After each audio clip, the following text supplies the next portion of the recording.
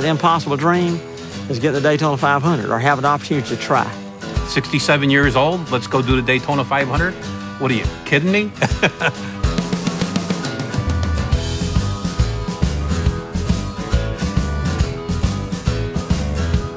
My whole journey on the road to Daytona, racing right there, all began right here in the dirt. Benny, in the fall of 1997, him and his girlfriend was going back home, and there was a bunch of cars sitting out there at the road. He said, let's stop.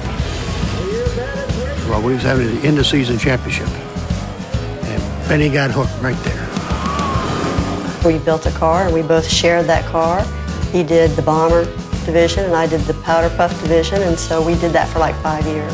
The first 4 or 5 races, the car was not set up at all, and I did more donuts and spin-outs than anybody has ever seen.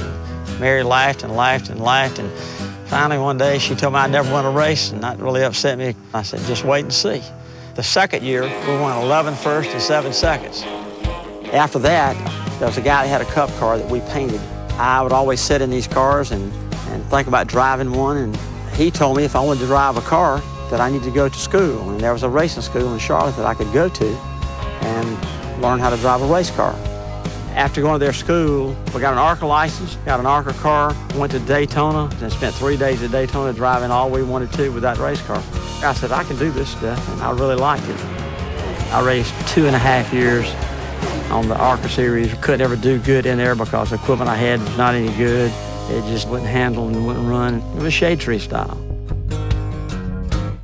I met Benny probably 3 years ago, and he had been running the ARCA schedule. He'd run 2 years, on his own deal. He wanted to step up his program from where he was at, get into better cars and, better people working on the cars and more organized and stuff like that. So that's where I came in, was, to help him, do a better job.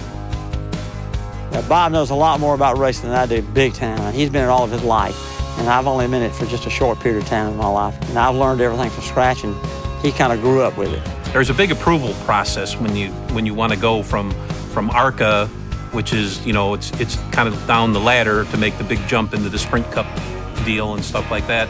So we had to do, some races so we can get an approval process from NASCAR so we can go do the Daytona 500. Well, the biggest challenge there is to really accelerate his learning curve, to get him, up to speed with the faster cars and stuff like that. And the bottom line is we need good finishes. We've got to finish Pocono. We've got to finish Chicagoland. We've got to finish Kansas. We've got to finish Rockingham. And we've got to finish the Daytona ARCA race in February. And if all that happens, NASCAR will consider giving me a license to attempt to get in the Daytona 500. Here you got a guy that's 67 years old, and he's not letting nothing hold him back. So, and then they have the support of AARP behind them, and it's huge. I've been in Chastain, AARP member, class of 60, going on 70 at 185 miles an hour on my drive to the Daytona 500.